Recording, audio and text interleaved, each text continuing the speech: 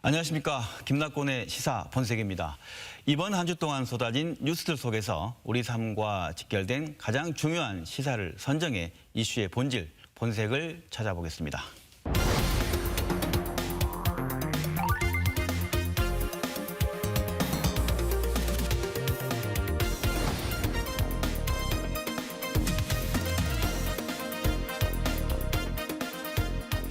네, 지난해 정치권 최대 이슈라면 신속처리 안건, 패스트트랙이죠.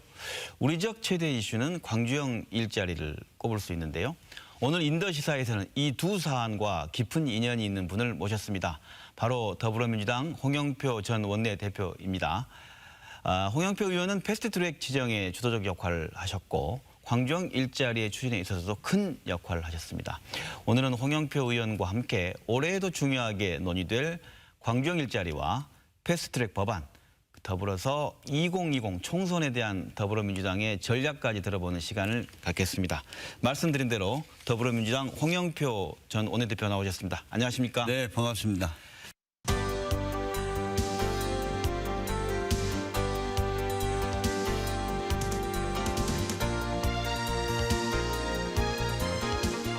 바쁜 전국에도 패스트트랙 전국에도 저희 방송에 출연해 주셔서 감사드립니다.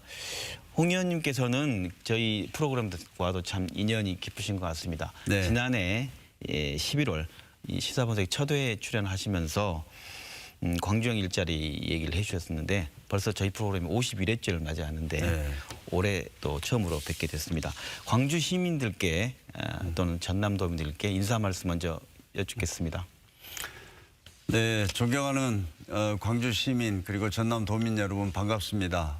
새해 복 많이 받으십시오.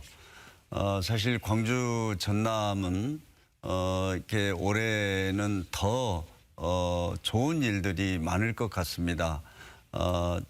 지금 문재인 정부와 민주당에서 추진해왔던 많은 일들이 이제 하나씩 결실을 맺는 그런 한 해가 되지 않을까 이렇게 생각이 됩니다. 그래서 우리 광주와 전남의 발전에 새로운 계기가 되는 한 해가 될 것이라고 저는 확신합니다. 그래서 여러분들께서 함께해 주시고 항상 응원해 주시기 바랍니다. 네, 지난해 기억나는 건 당시 원내대표로서 네. 패스트트랙을 말 그대로 사법개혁과 선거법이 담긴 내용을 그 패스트트랙에 태우는 주도적인 역할을 하셨습니다. 네. 그리고 나서 이게 모습이 언론에 안 보이셨어요. 네. 물론 패스트트랙 통과할 때 양쪽이 서로 치열한 몸싸움을 할 때 모습, 진두지휘하는 모습 보였지만 그 이후 어떻게 보면 그 물밑에서 역할을 하셨다는 얘기도 들었고 뒷얘기도 있을 것 같은데 어떻습니까, 상황이? 네, 제가 이제 원내대표를 마친 건 작년 5월 11일입니다. 네. 그런데 사실은 이 패스트트랙에 관련된 법안들은 대한민국의 미래를 결정할 특히 정치개혁과 사법개혁의 중요한 내용들이라서 네네. 사실 우리 당으로서는 이것을 마지막까지 마무리하는 것이 굉장히 중요했습니다. 그래서 바로 제가 이제 정치개혁 특위위원장을 맡아서 네. 작년 이제 8월 말에 또 자유한국당의 반대를 무릅쓰고 그때 처리를 해서 이번 연말에 두 법을 본회의 이제 처리하게 됐거든요. 그런데 결국은 이제 이 패스트트랙에다가 저희가 선거법과 검찰 개혁과 관련된 법을 이렇게 올리게 된 것은 사실 정치적인 어떤 상상력에서 출발했다고 생각을 합니다. 네. 이게 너무나 중요한 법안들인데 야당의 반대로 정상적인 절차, 아주 일반적인 법안을 처리하는 절차로는 도저히 불가능합니다. 사실 지금 국회가 국회 선진화법에 의해서 한 명이라도 반대하면 예. 아무것도 할 수가 없는 거의 식물국회가 돼버렸지 않습니까? 그러다 보니까 사실 문재인 정부 또 우리 민주당의 주요한 개혁 과제인 검찰개혁 또 사법개혁 이런 문제를 풀 수 있는 방법이 없었습니다. 네. 그래서 제가 이제 원내대표 때 생각해낸 것이 패스트트랙 신속 처리 제도 이제 활용을 해야 되겠다. 이렇게 네. 해서 이제 그걸 시작을 했고요. 제가 처음 시작할 때는 이제 이걸 그 신속처리 법안으로 지정해서 올리면 자유한국당이 협상에 응할 것이다라고 네. 전망을 했는데 네. 실제는 마지막까지 자유한국당이 이걸 협상에 응하지 않았습니다. 그랬죠. 그러다 보니까 제가 네. 원내대표를 끝나고 나서도 네, 네. 이 문제에 대해서는 실제로 좀 물밑 협상도 하고 네. 또 이것을 4+1 다른 야당들과 또 협상안을 조율하는 그런 역할을 제가 할 수밖에 없었습니다. 그래서 네, 네. 사실은 제 임기가 작년 5월에 끝났지만 실제로는 제가 이제 공수처법을 작년 12월 30일 날 통과시키고 나니까 네. 이제 드디어 이제 원내대표 끝났구나 하는 생각이 들 정도였습니다. 그래서 사실상 원내대표 임기가 네. 지난해 연말까지 연장이 된 했던 거죠. 느낌이었다는 네. 말씀이신 거네요. 네. 어떤 그 다른 당과의 접촉을 굉장히 많이 하셨던가요? 어떻게 하셨던가요? 우선 이제 선거법 하나만 보더라도 네네. 처음에 225대 75로 이렇게 네. 합의를 했지 않습니까? 네. 그런데 사실은 이제 우리 당으로서는 우선 그렇게 하는 것 자체가 큰 정치적 결단이었습니다. 왜 그러냐면 저희가 네. 여당인데 네.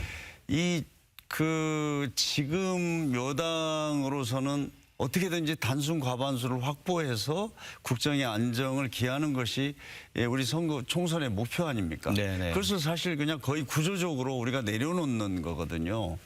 아시겠지만 뭐 의석 하나를 두고도 정당끼리 얼마나 싸우고 그렇습니까? 그렇죠. 그런데 그랬고 또 하나는 협상이 어려웠던 것이 이제 225대 75로 합의를 했는데 또 이 4+1 내에서 이해관계가 또 많이 다릅니다.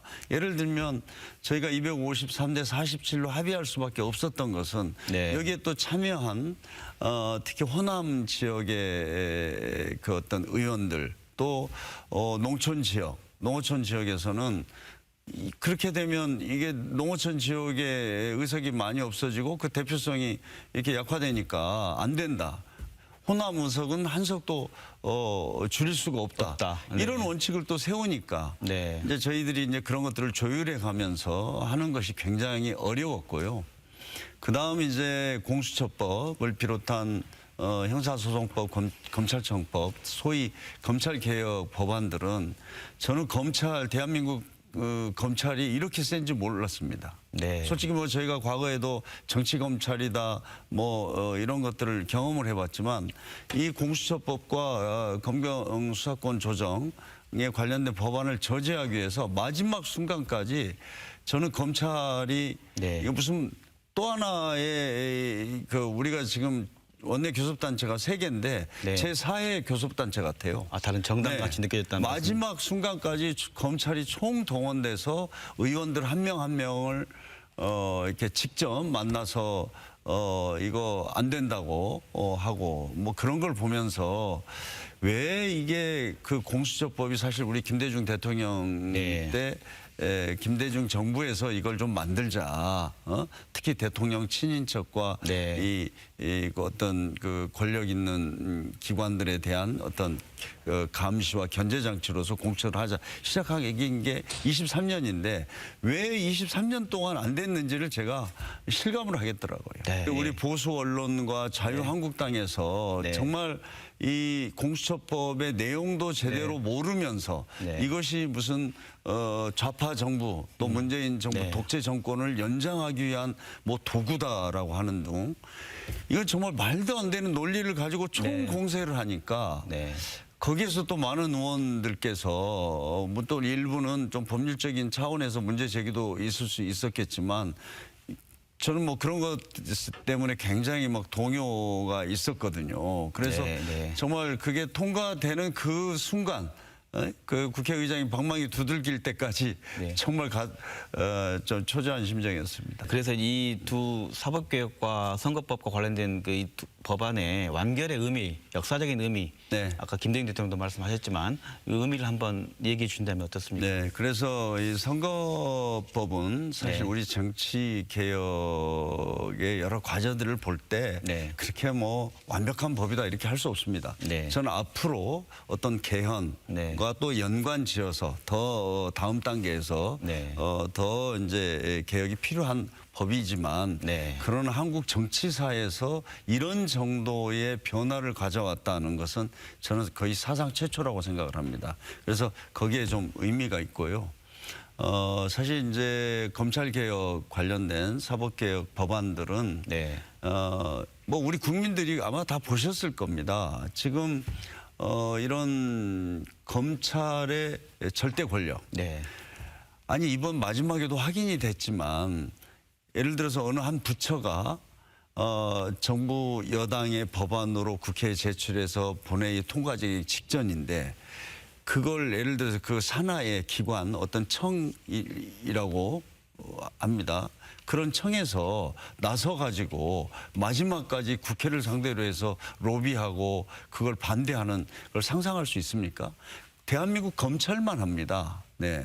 그럼 국회의 어떤 입법권이라든지 헌법에 보장된 국회의 입법권마저도 거기는 무시하는 데가 검찰입니다. 그것을 이번에 최초로 좀 깼다. 저는 이렇게 생각합니다.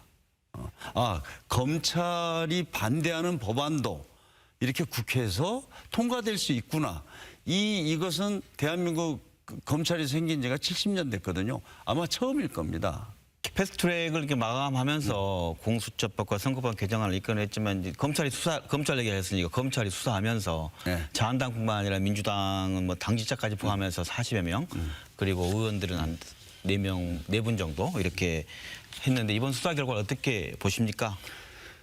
수사 과정과 또 수사 결과 자체가 보면 네. 정말 정치 검찰다운 결정을 한 겁니다.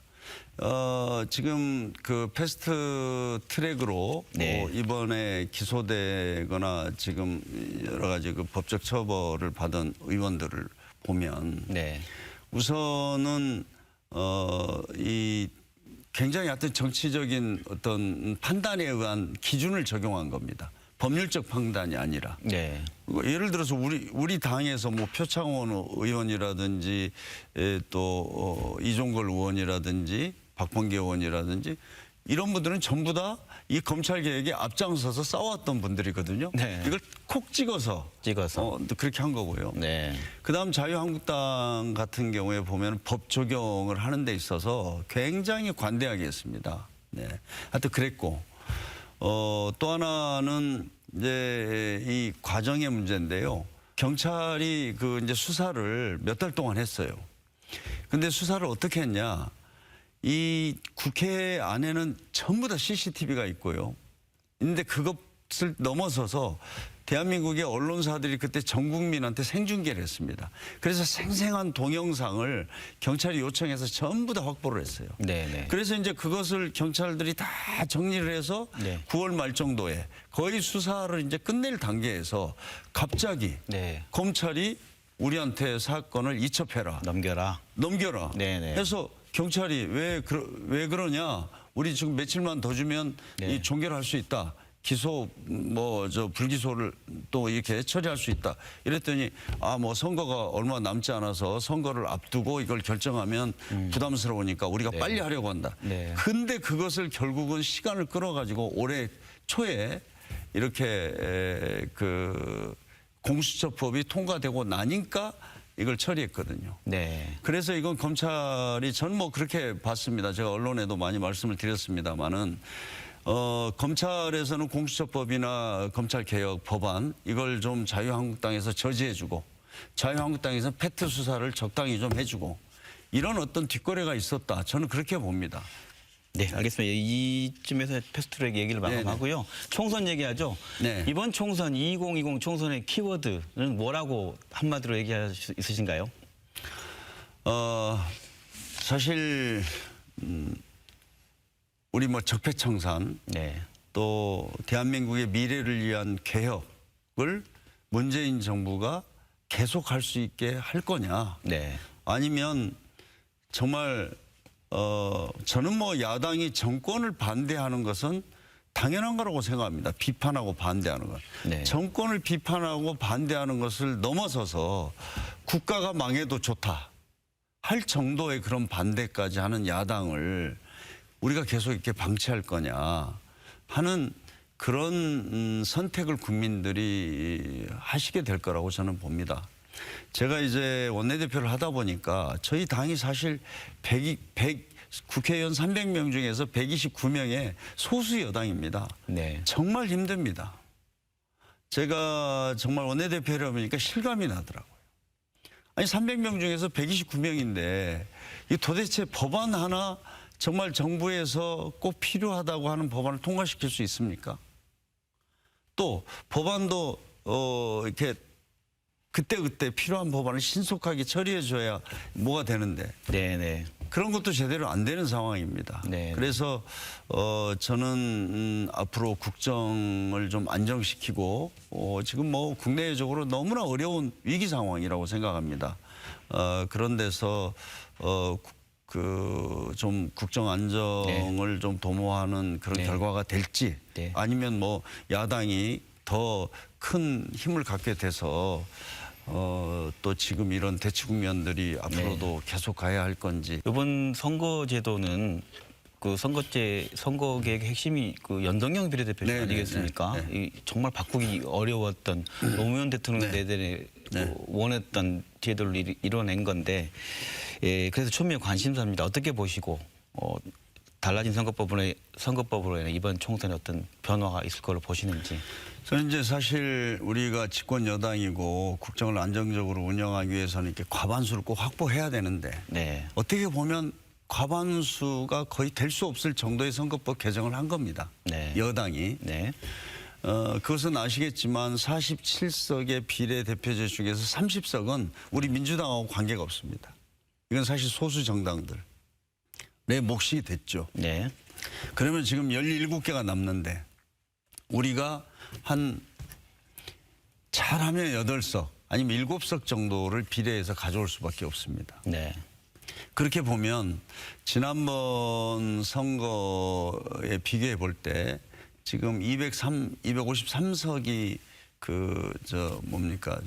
지역구잖아요. 지역구요, 네. 그 지역구 중에서 과반수 하기가 굉장히 어렵습니다.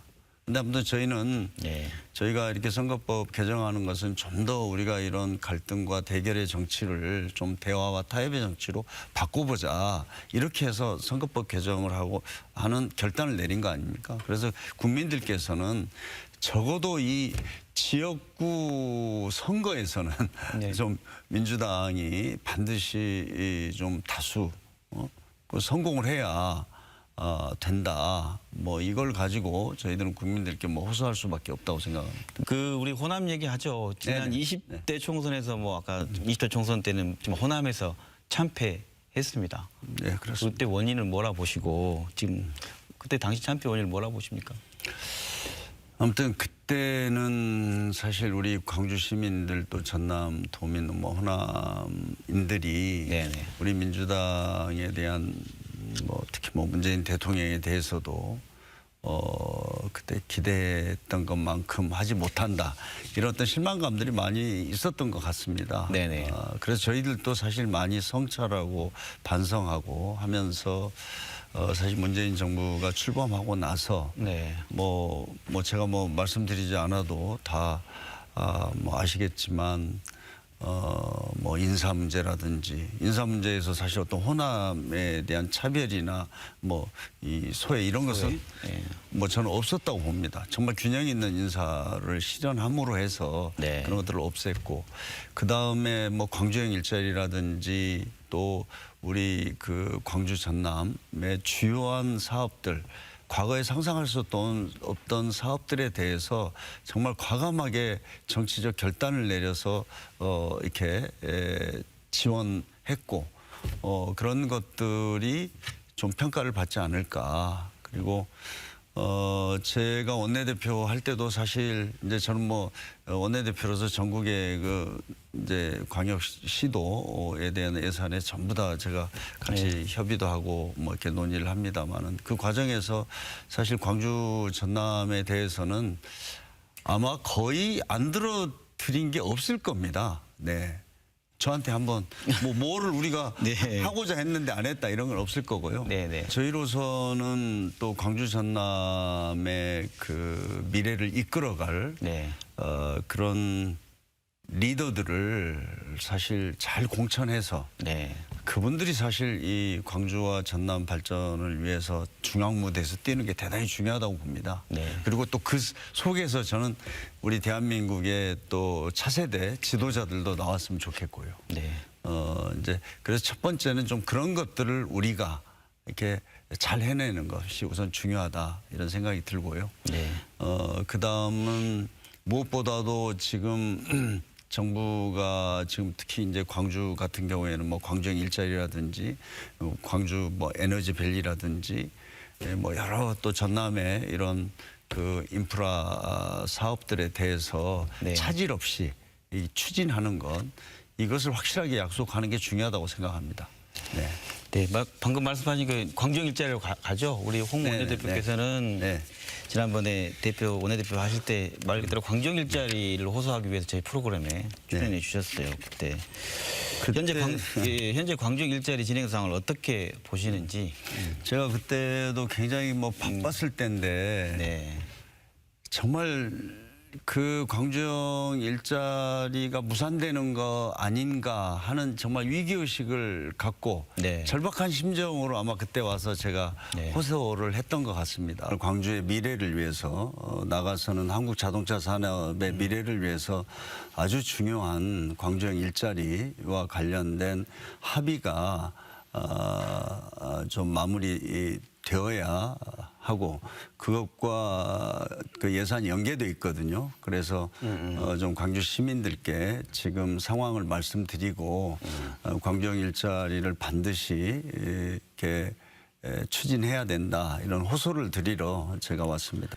사실 저는 문재인 정부의 중요 공약이고 그래서 문재인 정부가 출범하자마자 굉장히 의지를 가지고 시작을 했습니다. 네. 근데 아시겠지만은 지금 문재인 정부 이제 반환점을 돌았는데 그래도 많이 그 사이에 진전이 됐지 않습니까? 근데 제가 계획했던 것만큼은 안 된 거예요. 아, 속도. 사실 얘기죠? 이미 지금 공장에 삽을 뜨고 뭐 해서 네. 뭐 이렇게 나갔어야 되는데 그렇습니다. 그럼에도 불구하고 또 광주 시민들께서 이 사업에 대해서 같이 공감을 하고 힘을 모아주셔서 많은 진전이 있었고 지금 이렇게 한 걸음 한 걸음 나가고 있다고 생각을 합니다. 네. 그 말씀하신 것처럼 의원님께 생각하는 속도보다는 느리다. 그럼 뭐가 지금 현재 문제라고 보시고 예를 들어서 노동계가 지난해 12월 26일 날 글로벌 모터스 광주 글로벌 모터스 기공식에 불참했어요. 노사 상생 취직 이게 핵심이 노사 상생인데 광주형 일자리가 흔들리는 거 아니냐는 지적도 있었고 홍 의원님께서 그동안에 이렇게 정치와 노동계 합의도 많이 이끌어 오셨으니까 좀 해안이랄까요? 어떤 얘기를 좀 해주시고 싶은지 듣고 싶습니다. 저는 이런 말씀을 드리고 싶습니다. 네. 그 광주형 일자리는 그 광주의 어떤 산업과 경제의 생태계를 완전히 바꾸는 문제입니다. 그리고 정부가 그만큼 지금 간접적으로 엄청난 지원을 하고 있습니다. 네. 이 기회를 꼭 살려야 된다. 그러나 이 노사의 입장차라는 것은 항상 있는 것 아닙니까? 그런데 지금 중요한 것은 저는 지금은 노사 간에 이러저러한 막 조건과 뭐 이걸 걸어가지고 출발 자체를 못하게 하는 건 안 된다. 네. 좀 출발을 시켜놓고 이 사업이 좀 잘 돌아가게 하면서 뒤로 역진 불가능한 상태로 만들어 놓고도 충분히 해결할 수 있는 문제들이 있는데 예를 들어서 지금 저는 뭐 제가 있는 지역구가 인천 부평이고 거기에는 한국 GM이라는 자동차 회사가 있습니다. 네네. 지금 자동차 산업이 4차 산업혁명 시대의 통째로 바뀌어서 지금 그 한국 GM도 사람을 지금 이제 그 한 90년대에 굉장히 많이 들어왔던 분들이 정년퇴직을 하면 사람을 안 뽑습니다. 울산 현대 공장 똑같습니다. 지금 몇 년째 신규 고용창 줄였다는 거죠. 신규 고용을 하지 않습니다. 그 네. 이유는 뭐냐? 네. 앞으로 사람을 줄여가야 되기 때문에 네. 지금 신규 고용을 하고 있지 않거든요. 그런데 광주에서는 1,000개, 2,000개 일자리를 만들고 그것을 통해서 한 10,000개의 일자리까지 만드는 걸로 이렇게 보고 있거든요. 그래서 이것은 정말 쉬운 일이 아니다. 이걸 좀 함께 공감을 했으면 좋겠습니다. 네. 그래서 저는 노동계가 주장하는 것에 대한 네. 그것도 충분하게 이해를 합니다. 그러나 이 사업 자체를 아예 가로막을 수 있는 그런 요구까지 나가면 안 된다. 그리고 결국은 지금 여기에 투자한 현대가 네. 어떤 주도적인 역할을 하면서 의지를 가지고 할 수 있게 되어야 실제로 사업이 잘 될 수 있겠죠. 네. 우리가 아무리 여기서 노력을 해도 자 여기에다가 제대로 된 차를 투입하지 않아서 또 생산이 안 된다. 그래서 지금 우리 한국 지금 자동차 산업이 뭐 지금 한국 GM 또 삼성 뭐 쌍용 이런 회사들이 지금 다 어렵습니다. 그것은 어떻게 하면 그 기업이 새로운 어떤 기술력과 또 영업 능력과 이런 걸 돌파해 갈 거냐. 거기에다가 또 안정된 노사관계가 있어야 또 가능한 거 아닙니까? 이것은 앞으로 해결해 갈 과제죠. 광주형 일자리는 네네. 우리 광주가 볼 때도 도전이고 네. 문재인 정부로 봐서도 엄청난 실험이자 도전입니다. 네. 근데 우리는 문재인 정부가 거의 가장 중요한 산업 정책으로 내건 것이 광주형 일자리이기 때문에 네. 어떻게든지 성공을 시켜야 됩니다. 네. 그런 의지는 확실히 있기 때문에 네. 지금 우리가 뭐 노사 간에 또 노사 민정 간에 좀 더 지혜를 모아서 이 사업을 빨리 진전을 시키고 그러면서 문제를 해결해 나가자. 그렇지 않으면 안 된다는 걸 정말 강조하고 싶습니다. 지금 여기서 네. 이게 걱정되고 저게 네. 걱정돼서 그렇게 해서 뭐 수많은 조건을 내세워서 이걸 안 해주면 못하겠다. 그러면 이 사업 안 되는 겁니다.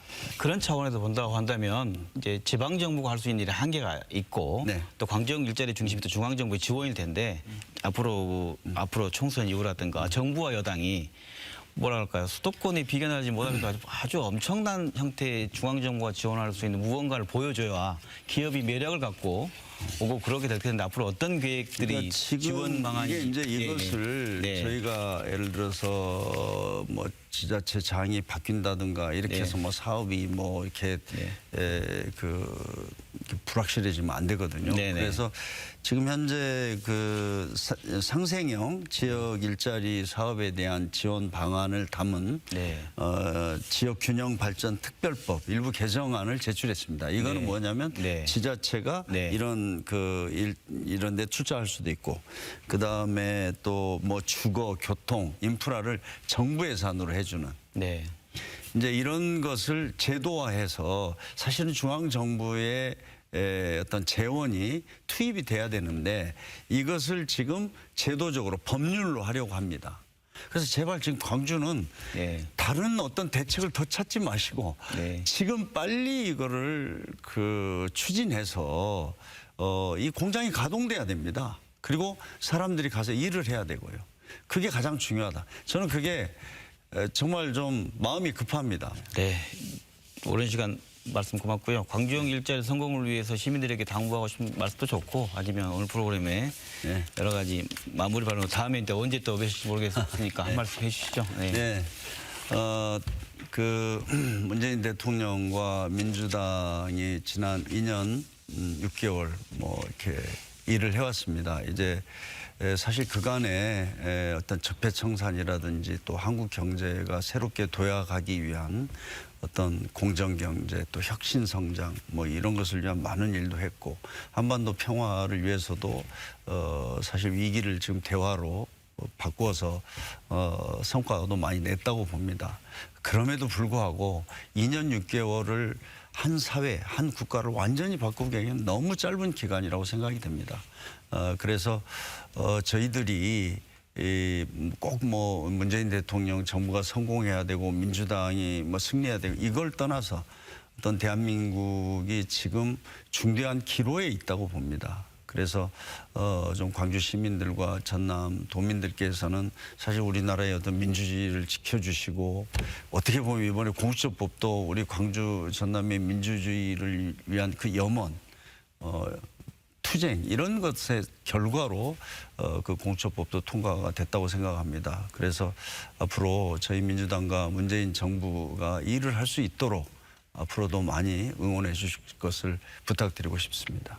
네, 지금까지 더불어민주당 홍영표 의원과 함께 정치권 이슈와 광주형 일자리에 대해서 이야기 나눠봤습니다. 고맙습니다. 네.